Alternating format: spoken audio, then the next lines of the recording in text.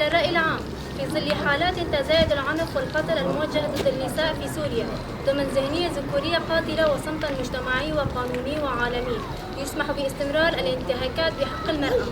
وببالغ الغضب والرفض المطلق نستنكر باسم مؤتمر ستار في مخيم النازحين في الطبقة الجريمة الممنهجة التي أدت بحياة الشابة شيرين نوري أوسو من ناحية جندريس المحتلة.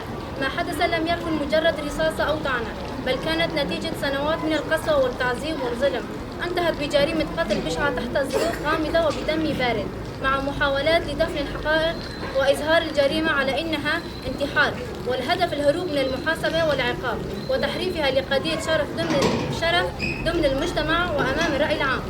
فإن الزوج وعائلته مسؤولين عن هذه الجريمة الوحشية التي تتجاوز كل القيم الإنسانية والدينية والاجتماعية.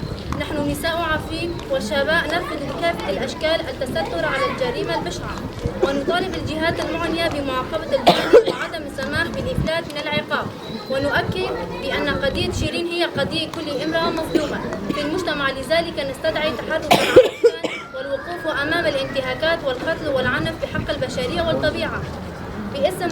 باسم مؤتمر ستار في الطبقة ندعو كافة النساء ليكونا صوتا واحدا في وجه كافة أشكال العنف الممنهج بحق النساء في كافة الأراضي السورية وبالأخص عفرين، ونحاول بكافة الوسائل تسليط الضوء على الجرائم التي تحدث في ظل الفراغ الأمني خلال 14 عاما وإيصال صوت الضحايا إلى الرأي العام في محاولة إلغاء ثقافة القتل ضمن قانون يضع حدا للجرائم والعنف ضد المرأة التي ازداد بعد الاحتلال التركي ومرتزقته في عفرين المحتلة.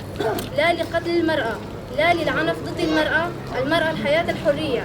مؤتمر ستار عفرين شهباء 22/12/2025. Naš Koštenaj Junera! No, no, no! Naš Koštenaj Junera! No!